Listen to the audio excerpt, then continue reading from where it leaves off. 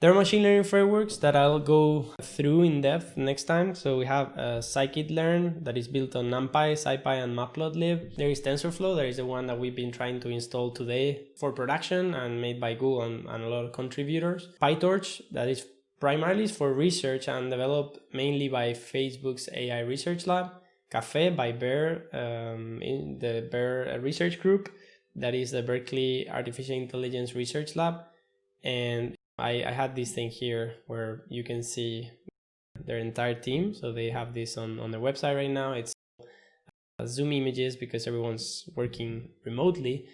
I think from this lab have come many good models. One of them by Philippe Isola et al. That is Pix2Pix. And Keras by Francois Choyet, a researcher and also a Googler. And it's a Python deep learning API for humans. This is an API that can be used in front of other machine learning libraries such as TensorFlow. Hey, it's Nono. This video was part of the machine learning series. Please go ahead and like it if you'd like to see similar content on my channel. And subscribe if you want to get notified when I publish new videos or when I go live. Thanks so much for watching. I'll see you next time.